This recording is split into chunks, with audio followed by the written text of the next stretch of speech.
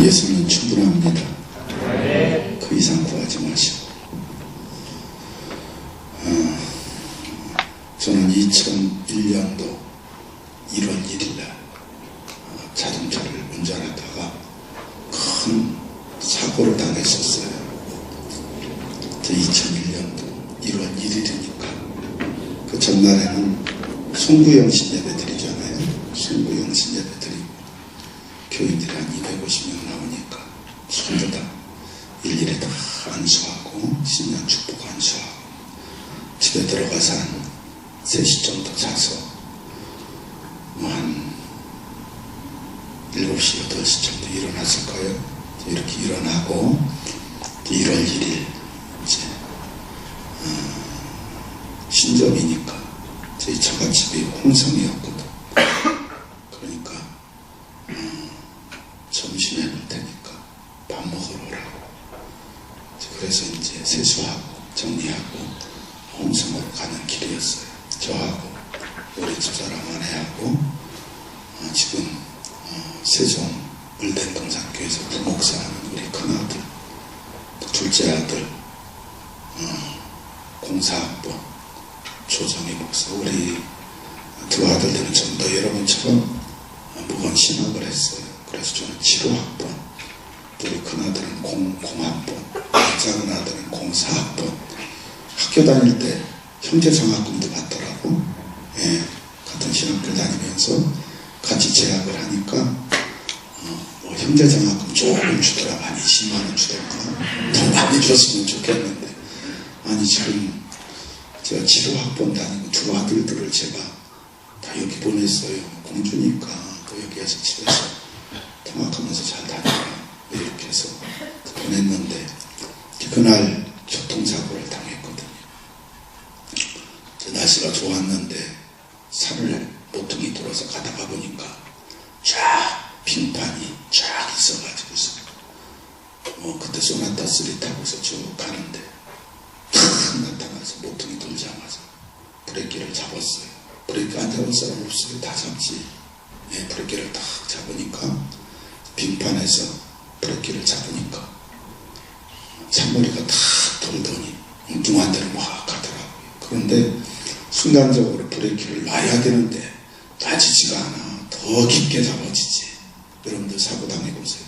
브레이크가 더 깊게 잡아진다니까. 그래서 더 누르게 되는 거예요. 더 누르게. 그러니까 잔머리가 팍 돌더니 어디로 가느냐.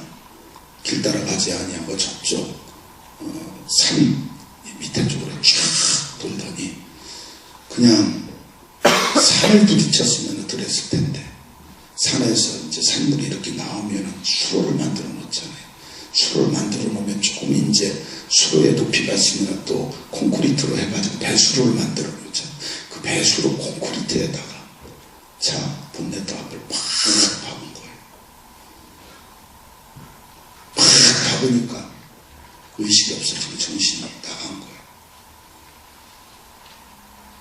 제가 먼저 깨놨어요. 제일 앞자리에서. 깨나서 보니까 우리 집사람이 이렇게 하고 있고 우리 두 아들들이 뒤에 있었는데 저는 얼굴이 다 깨져가지고 이게 이제 수술한 적이거든요. 여기서부터 여기까지 이제 우리 충청도 말로 만창이 난 거예요. 조금 이렇게 한 게 아니라 완전 찢어져서 여기까지 올라왔는데 동맥이 끊어져서 피가 철철 나. 우리 집사람도 콧등서부터 이렇게 부딪혀가지고서 완전히 그냥 다 깨지고 우리 큰아들은 뇌출혈이 생겨서 제 사람들이 아스팔트 바닥에다가 끄집어냈는데 그 옛날에 시골에서 명절이 되면은 돼지를 잡았거든. 명절에 돼지를 잡아서 동네 돼지를 잡아서 돼지우리에서 나올 때 망치로 치거든요. 머리를. 그럼 머리 맞고서 막 욕을 쓰다가 죽어요. 그런 모습을 제가 많이 봤거든. 어릴 때 자라면서 그 모습인 거예요.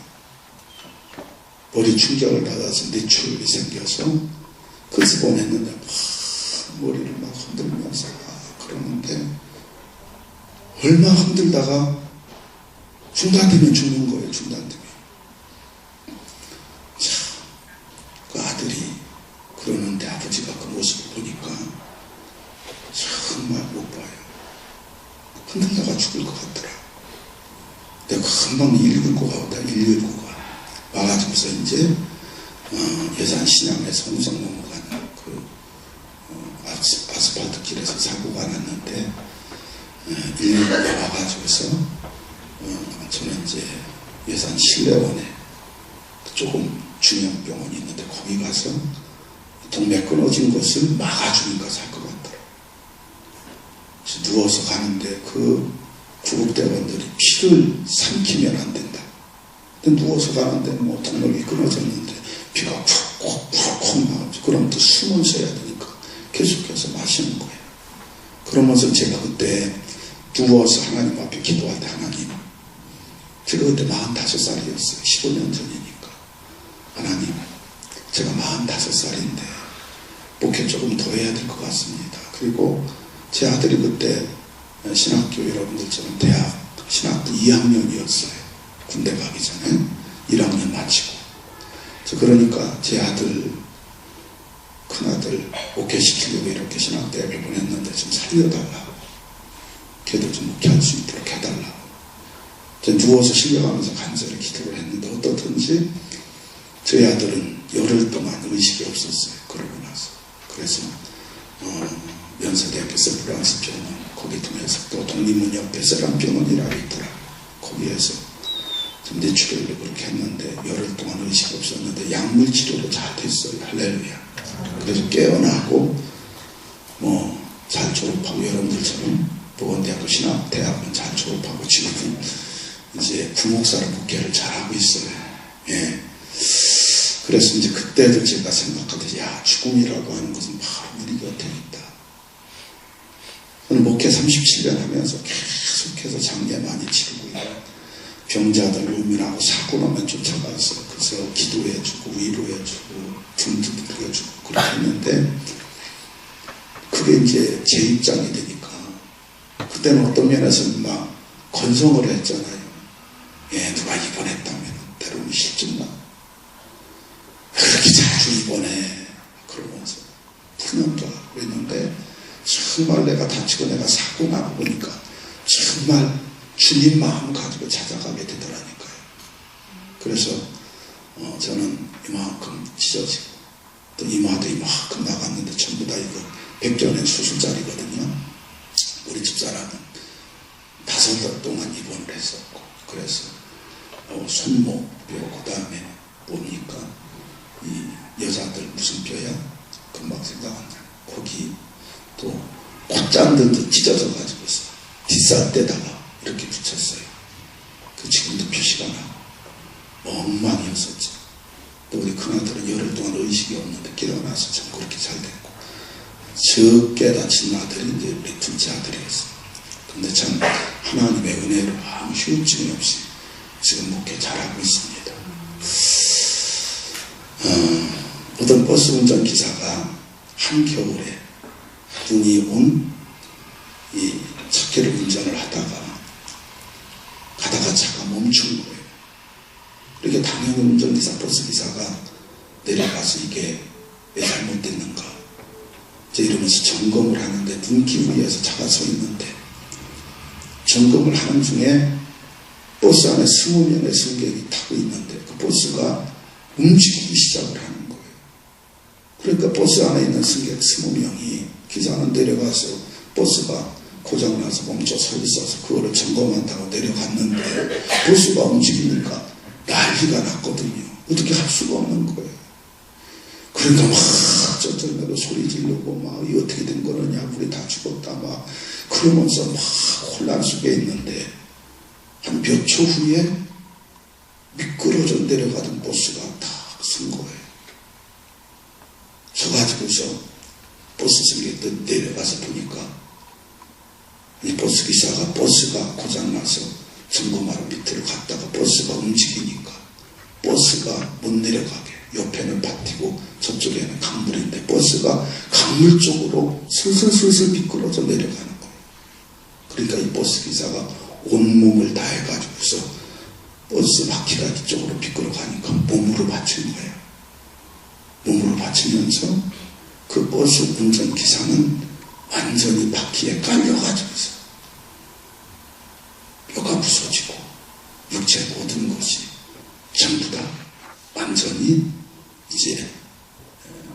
물려져 버리고 만 겁니다. 큰 버스 바퀴 앞에. 그러면서 몸에서 피가 나가지고서 하얀 흰 바닥에 피가 쫙 흐르게 되는 겁니다. 버스 승객들이 내려와서 보니까 버스가 움직였는데 바로 이 버스 기사가 온몸으로 막아 세우면서 버스 안에 있는 승객 20명을 구출을 한 거예요. 야, 이게 그냥 된 게 아니구나. 이 버스 기사가 내려와서 자기 온몸으로 굴러가는 버스를 이렇게 막아놨구나. 이렇게 생각하면서 참 이분이 우리들을 구원해줬다. 저 버스 기사가 온몸으로 우리의 육신의 생명을 보존해줬다. 그러면서 그 마음에 큰 빚을 졌다는 얘기예요. 사랑하는 여러분, 이 운전기사의 행동이 부모했다고 생각을 하십니까? 부모한 것이 아니죠. 자기 책임은 당한 겁니다. 자기가 운전하던 버스가 이렇게 고장나서 서 있었을 때에 자기가 내려가서 점검을 하는데 그 문바닥 위에서 버스가 움직이니까 다른 방법은 없으니까 막 지금 내려가고 있으니까 온몸으로 자기가 막아선 거예요. 그래서 버스 안에 있는 20명을 살릴 수가 있었다는 얘기입니다. 여러분, 이 사건 실제적인 얘기인데요. 20명 버스 승객을 구한 이 버스 기사를 생각하면서 누구 생각이 나요? 예수님 생각이 나죠. 예. 이 버스 기사를 생각하면서 예수님 생각이 떠오르게 되어집니다. 요한일서 4장 9절로 10절에 보니까 뭐라고 그랬습니까? 하나님의 사랑이 우리에게 이렇게 나타난 바 되었으니 하나님의 자기의 독생자를 세상에 보내심은 서로 말미암아 우리를 뭐하려 하시니라? 살리려 하십니다. 사랑은 여기 있으면 우리가 하나님을 사랑하는 것이 아니라 하나님이 오직 우리를 사랑하셔서 우리 죄를 위하여 화목제로 자기 아들을 보내셨음이니라. 할렐루야. 하나님의 사랑이 우리에게 이렇게 나타난 바 되었으니 여러분, 하나님은 사랑의 하나님입니다. 사랑의 하나님. 우리가 흔히 God is love, 하나님은 사랑이시다. 예, 정말로 하나님은 사랑의 하나님이에요.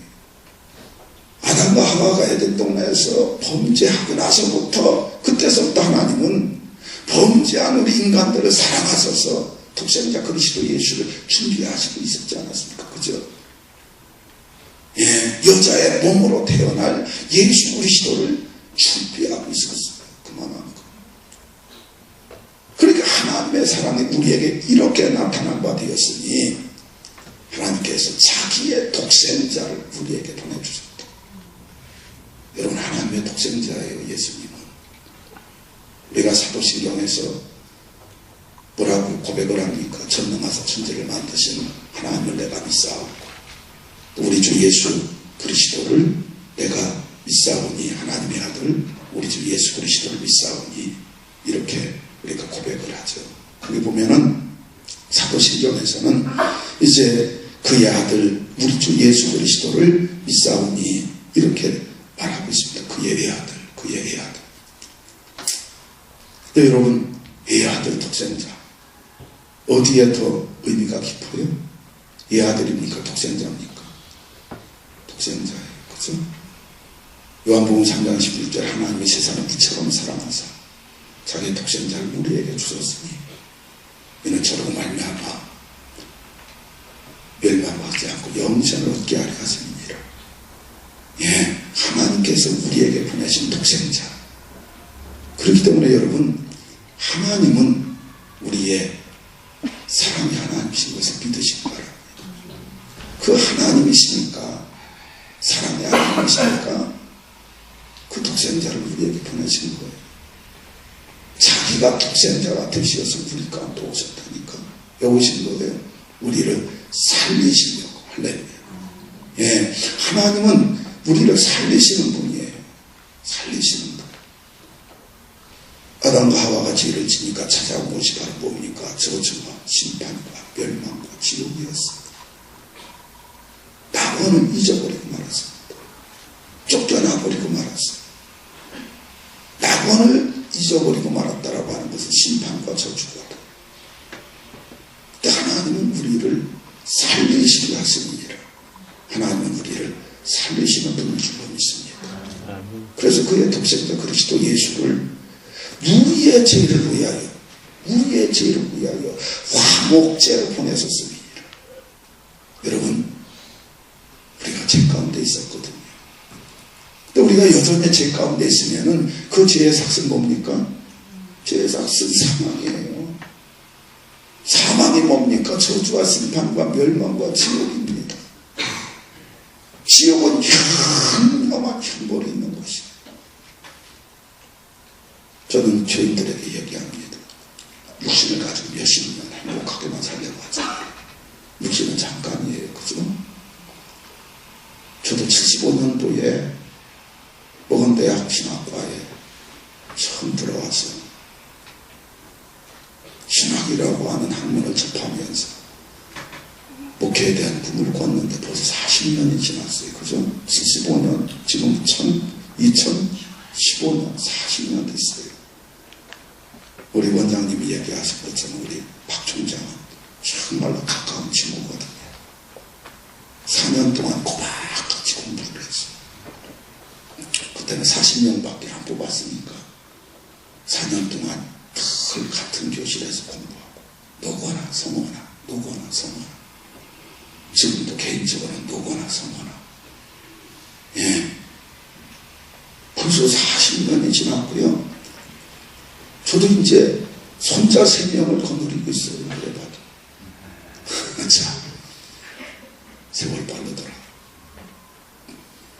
근데 여러분, 우리가 육신을 가지고 이 세상에서 정말 호의호식하면서 잘 먹고 잘 먹고 그래도 그 영혼이 여기 죄 가운데 있으므로 지금 여기 하나님은 우리를 살리시려고 우리가 죄 가운데 있을 때에 독생자 예수 그리스도를 우리를 위한 화목제물로 보내주셨다고 했는데 우리가 여전히 죄 가운데 있을 것 같으면 저주, 사망, 심판, 멸망, 지옥이죠. 그러니까 육신을 가지고 살아있을 때 예수 잘 믿고 주의 열심히 하다가 여러분들 위해서 예비해 놓은 하나님 천국 나라 거기 가라. 할렐루야. 베드로전서 1장 9절에서 뭐라고 그랬습니까? 우리의 믿음의 결국은 곧 영혼의 구원함이니라. 왜 우리가 예수 믿는 겁니까? 우리가 왜 교회 다니면서 신앙생활하는 거예요? 왜 우리가 영적으로 살려고 애를 씁니까? 세상에서 우리의 육신이 잘 되자고 출세하고 세상 부귀 영광 누리자고 이거는 아니고요.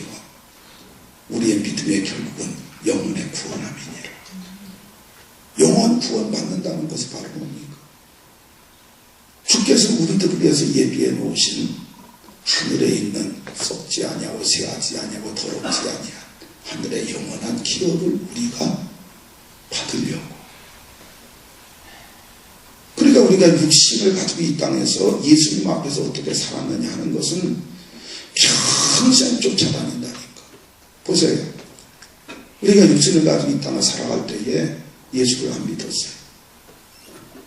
그럼 세상 종교 속에서 살아갔어요. 세상 종교도 종교인 줄 알고, 그럼 세상 종교도 다 우리들을 향하여서 도덕적인 교훈을 줍니다. 착하게 살아라. 바르게 살아라. 좋은 일 하라. 뭐 살생하지 말라. 도둑질하지 말라. 전부 다 윤리적인 거고 또 도덕적인 삶을 살라 하는 겁니다. 그래서 사람들이 야 종교는 마찬가지다. 다 똑같다. 어떤 거든지 괜찮다. 그러지만 거기에는 구원이 있어요? 없어요? 구원이 없습니다. 오늘 말씀 보세요. 하나님의 사랑이 우리에게 이렇게 나타난 바 되었으니 하나님께서 자기의 독생자를 우리에게 보내주셨다고 그랬어요. 우리가 먼저 하나님을 사랑하는 것이 아니라 하나님께서 우리들을 먼저 사랑해 주시어서 자기의 독생자 그리스도 예수를 보내시는 바로 우리의 죄를 위하여 예수님을 우리를 위한 화목제로 보내셨다고 그랬어요. 예수 없이 우리가 살면은 하나님과 원수지간이었었는데 예수님께서 십자가에서 자기 목숨을 내놓고 피를 흘리면서 하나님과 우리 사이를 연결시키는 화목제물이요 중보자가 되어졌다는 것입니다.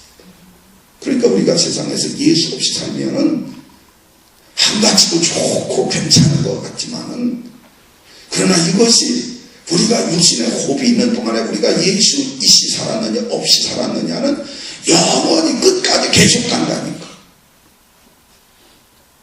예수 없이 살다가 세상을 떠나갔다고 생각해 보세요.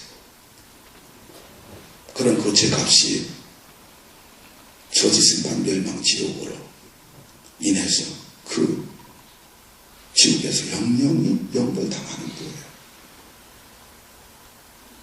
여러분, 누가복음 16장에 보면은 거지 나사로 얘기가 나오지 않습니까? 저 음부지옥에 떨어진 부자 영혼이, 거기서 그 영혼이 의식이 있어요 없어요? 의식이 있죠. 자기 세상에 살고 있는 다섯 형제도 생각이 나요 안 나요? 생각이 나죠. 저 아브라함 품에 안겨있는 그 나사로를 봐요 못 봐요? 보죠. 부러워요 안 부러워요? 부러워하죠. 불꽃 가운데서 고민하고 고통당하는 것을 느껴야 안 느껴요? 느끼죠. 이 세상에서 우리가 예수를 믿었느냐 안 믿었느냐는 영원히 끝까지 계속 간다니까. 그러니까 우리가 육신을 가지고 이 땅에서 얼마나 잘 살았느냐, 얼마나 참 호요식하며 그 부자처럼 그 자색 베옷을 입고서 우리가 살았느냐, 그게 문제가 아니라 우리가 이 땅에서 예수를 믿고 살았느냐 안 믿고 살았느냐. 예수 믿었으면 그 영혼이 영원한 천국에 가서 주님과 함께 영원토록 신령한 하나님 나라의 영광의 축복을 받는 거예요.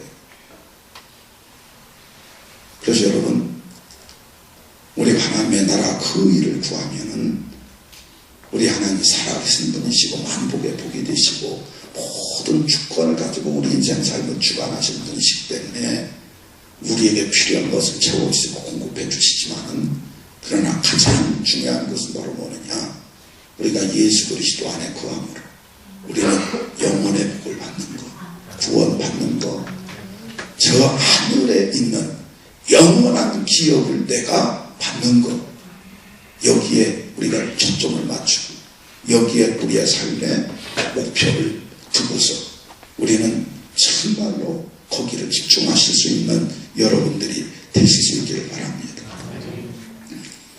그래서 여러분, 바로 하나님은 사랑의 하나님이시고 또 하나님 우리를 살리시는 분이라고 그랬어요. 누구를 통해서 살리십니까? 예수 그리스도를 통해서. 우리 죄를 위해서 하나님께서 독생자 예수를 보내셨고, 그래서 우리를 위한 화목제물이 되어 주셨다, 이렇게 말씀해 주시고 있습니다. 우리가 예수님을 믿고 예수님을 만나기 전에는 우리가 이 사실 사건에 대해서 비상적으로 생각을 했거든요. 근데 정말 우리가 예수를 경험하고 그리스도 예수가 내 안에 계시고, 갈라디아서 2장 20절에 있는 말씀처럼 내가 그리스도 예수와 함께 십자가 못 박혀 죽었나니 이제는 내가 사는 것이 아니라 내 안에 누가 산다고요? 그리스도께서 사실 것이다. 다만 내가 육체 가운데 살아가는 것은 나를 위해서 죽으신 그리스도 예수를 위해서 살아가는 것이라. 그러니까 이 고백 속에서 성령의 인도하심을 받고 우리가 주님 만나고 경험하게 되어질 것 같으면은 정말로 예수 그리스도가 나 위해서 오셨구나, 내 죄 때문에 십자가에서 죽으셨구나, 예수 그리스도가 나의 진정한 구주구나 하는 사실을 우리는 확실하게 뜨거운 마음으로 고백할 수 있는 줄로 믿으시길 바랍니다. 미국 뉴욕에서는 미국 뉴욕의 시민들이 수도세를 내지 않는다는 거예요.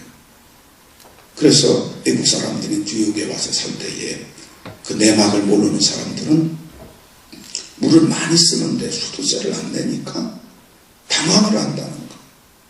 그리고 2달, 3달 이렇게 쓰다가 고지서도 안 나오고 그러니까 왜 수도세 고지서가 안 나오는가 해가지고서 수도국에 찾아가가지고서 수도세 내려왔다고 그런다는 거예요. 그러니까 그 수도국 직원은 뭐라고 대답을 하느냐, 이미 옛적에 한 사람이 다 내놨습니다. 옛적에 이미 한 사람이 다 냈다는 거예요. 그게 누구느냐? 이렇게 물으면 뭐 그것까지 뭐 하려고 하느냐고, 이미 어떤 한 사람이 당신이 사용할 모든 물세를 다 냈다고 하는 것입니다. 그러니까 정말 상관도 없는 사람이, 알지도 못하는 사람이 한꺼번에 자기가 쓰는 모든 물세를 전부 다 내줬으니까 고맙기도 하고 그 마음속에 이상하기도 하죠. 누가 내줬습니까? 예수님입니까? 그건 예수님이 아니지, 그죠? 어떤 사람이 내줬는데 바로 그 사람이 누구느냐? 그 유명한 세계적인 재벌 록펠러가 뉴욕 시민들이 쓸 모든 물세를 정말 미국 뉴욕시가 건재하고 그냥 존재하고 있는 한 다 내줬다는 거예요. 이게 바로 무슨 얘기느냐? 그 록펠러가 큰 돈을 뉴욕시에다가 전부 다 내놓고 기부하면서 여기에서 나오는 그 이자로, 뭐 돈이 엄청나게 큰 돈이니까 여기에서 나오는 이자로 뉴욕 시민들의 모든 상수도에서 물세는 전부 다 이 이자에서 전부 다 감당해줘라. 이래가지고서 계속해서 그 일이 된다는 거예요. 록펠러는 큰 재벌이었죠. 그러자 평생에 24개의 대학을 세웠고요.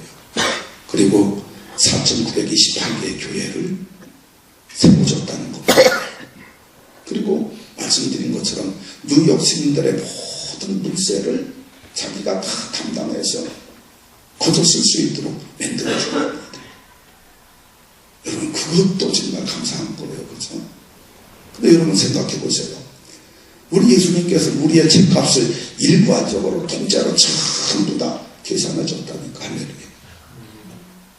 주님께서는 우리 모두의 죄악, 대한민국 사람이든지 아까 강의에 보니까 우리 몽골 분도 와 계시는데 이런 분들이라든지 뭐 유럽, 남미, 저 아프리카 이런 모든 사람들의 죄를 일괄적으로 전부 다 통째로 계산해 줬다 하는 얘기입니다. 그러니까 더 이상 내 죄를 위해서 누구 좀 어떻게 집값 좀 이제 해낼 사람 없습니까? 우리가 요청할 필요도 없고 이미 예수님께서 그 모든 집값을 전부 다 계산해 줬다고 하는 얘기입니다. 여러분, 조건 없는 은혜였어요. 우리 주님께서 우리에게 주신 은혜는 정말 우리가 갚을 수 없는 한량없는 은혜다 하는 얘기입니다.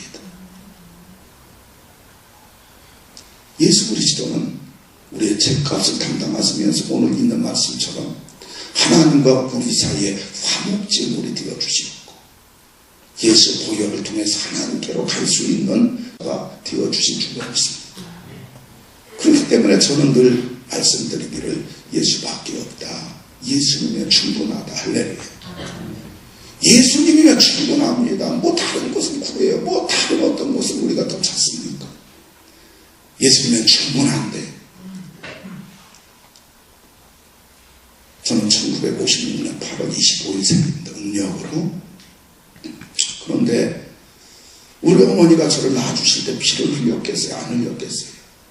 피를 흘렸죠. 그죠? 예.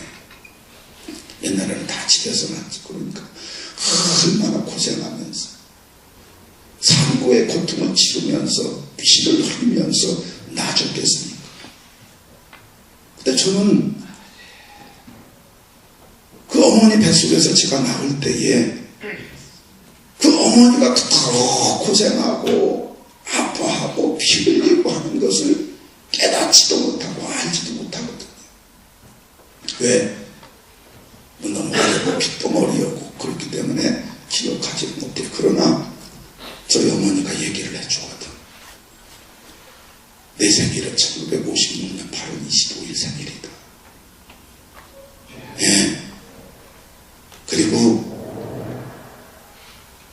내가 너를 낳아서 키울 때 얼마나 울었는지 8월 25일이니까 음력으로 한 10월 초 정도 됐죠.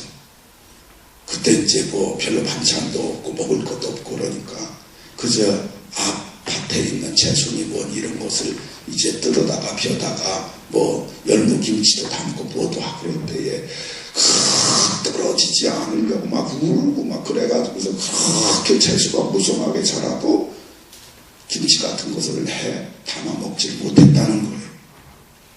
어머니가 얘기해 주니까 하는 거죠. 근데 어머니가 피를 흘리면서 저를 낳아준 것은 모르거든. 그런데 다른 산모들이 아기를 낳을 때 피 흘리면서 낳는 것을 보니까 야, 우리 어머니도 저렇게 피를 흘리면서 나를 낳아줬겠구나, 이런 생각이 드는 거예요. 여러분, 예수님께서 우리를 구원해 주시려고, 집 가운데서 구속해 주시려고 피를 흘리신 것은 바로 나를 구원해 주시기 위함이었던 줄로 믿으시기 바랍니다.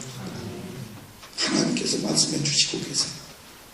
그리고 성령께서 가르쳐 주시고 성령께서 깨닫게 해주시니까 우리가 알 수 있다는 얘기입니다.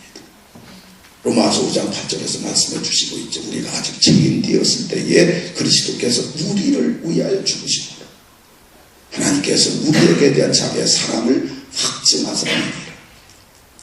우리가 아직 죄인 되었을 때 그리스도께서 우리를 위해서 피 흘리면서 죽으셨다고 그랬습니다. 그러면서 우리를 향하신 하나님의 사랑을 예수님께서 오셔서 피 흘리시면서 죽으심으로 인하여서 그 하나님의 사랑을 보여주시고 확증해 주셨다 하는 얘기입니다. 그렇게 여러분, 복음이라고 하는 것은 단순하고 너무나 쉬운 겁니다.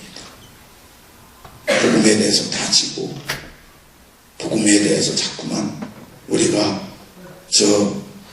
확인해보고 그러려고 하는 것이 아니라 정말로 우리는 예수 그리스도의 십자가 이외에는 어떤 다른 방법으로도 구원의 도리, 구원의 길이 없다라고 하는 것을 우리가 깨닫고 인정하며 고백할 수 있는 여러분들이 되시길 바랍니다.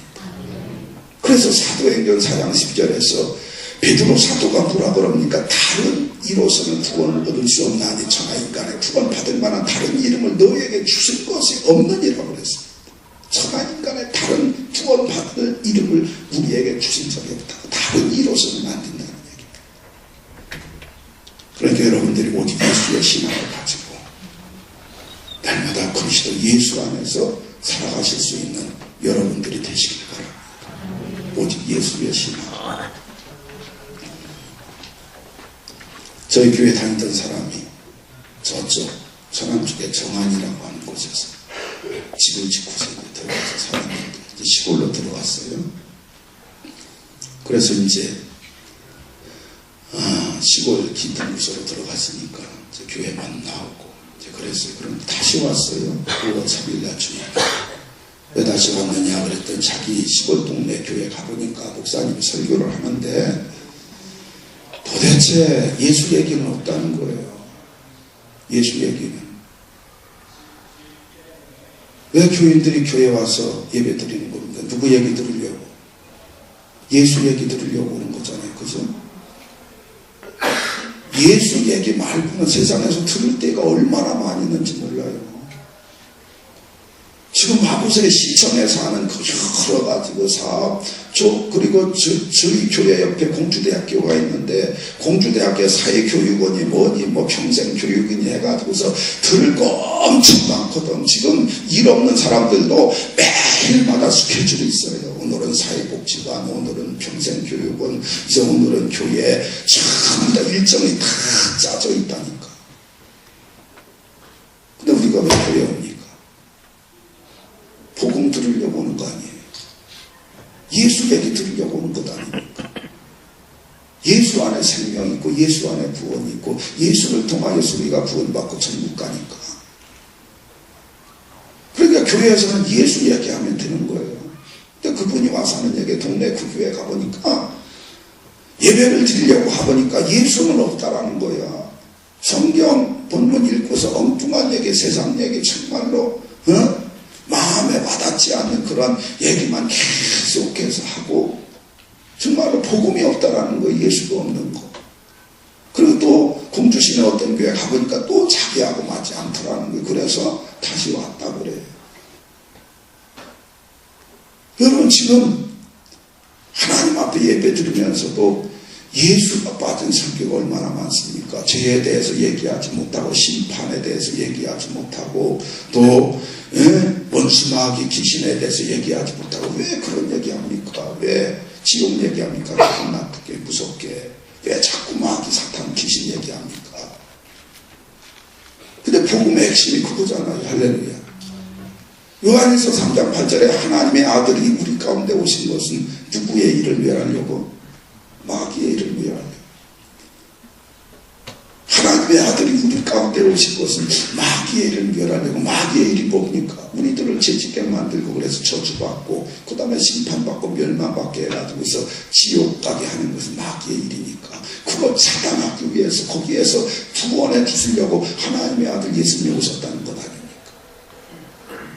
그렇게 여러분 우리는 정말로 천하 인간의 구원 받을 만한 다른 이름을 하나님 우리에게 주신 것이 없다라고 하는 확실한 예수 신앙을 가지고 나갈 때 여러분들이 정말 복음 사역자가 되고 하나님 교회 지도자가 되고 영적 사역자가 될 수가 있는 것이지, 우리가 목회한다고 하면서 예수 없는 설교, 예수 없는 목회하면 되겠어요? 안 되죠. 그리고 여러분들은 정말로 예수 안에서 영적 무장을 제대로 잘 해나가실 수 있기를 축원합니다. 역사적으로 우리나라에 가장 큰 피해를 준 민족이 중국의 원나라 몽고였대요. 몽고. 그래서 몽고가 원나라가 됐죠.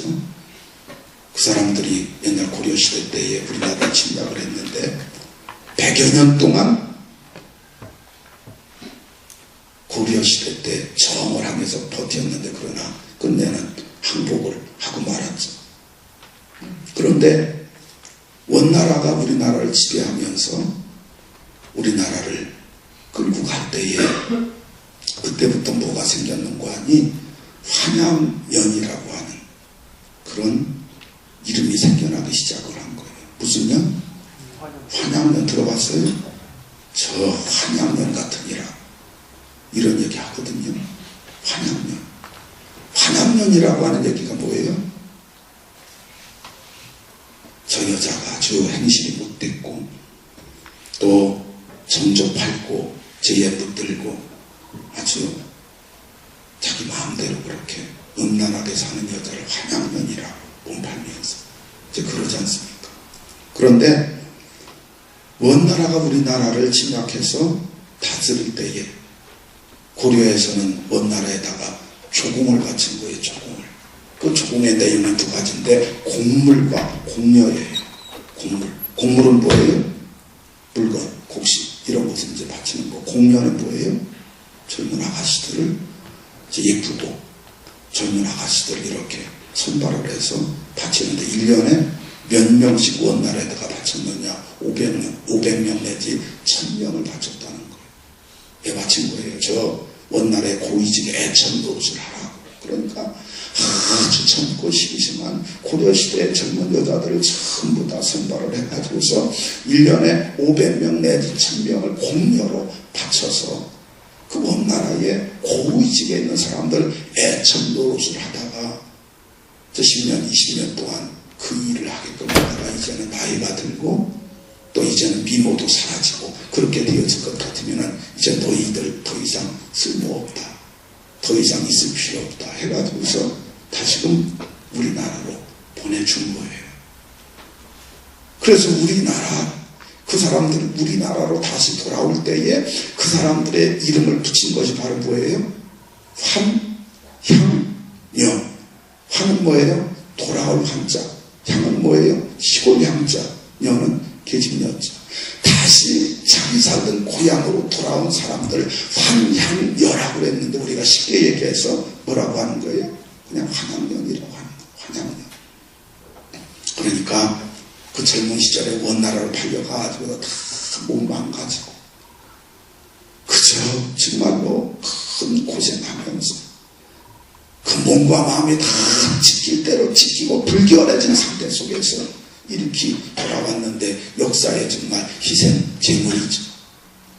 그때의 고려 정부는 어떻게 위로하고 어떻게 그 환양여들에 대해서 보상을 해줬느냐. 임금이 커다란 연못을 파고 너희들 그동안 고생했다. 너무나 애썼다. 너희의 몸과 마음은 다 갈기갈기 찢겨지고 정말 너희들 거기에 가서 애쓰고 그랬는데 이 연못물에 들어가서 너희들 몸을 씻게 되어질 것 같으면 그동안의 모든 더러움이 전부 다 사라진다. 그러면서 그 임금이 파놓은 연못물에 들어가서 너희들 몸을 씻고 나면 너희들 몸은 깨끗해졌다. 이러면서 국가적으로 선언을 해줬다는 얘기예요. 그리고 나서는 그 사람들이 야, 우리들 마음이 깨끗해져서 몸도 깨끗해져서 그러면서 또 이제 사람들을 만나서 다시 재혼하고 살고 이러면서 다시금 인생의 새 출발을 했다고 하는 얘기입니다. 그래서 국가적으로 봤을 때에 정말 거기에 눌려서 이제 우리는 다 끝났어. 어떤 그 삶의 희망을 완전히 포기하고 그냥 그렇게 살아갈 그런 사람들에게 그런 좋은 조치를 해준 거예요. 그래서 그 사람들이 나이는 좀 들었고 몸은 망가지고 그랬었지만 그러나 새로운 신부가 되어져서 시집을 가서 또 가정을 이루어서 살았다고 하는 얘기입니다.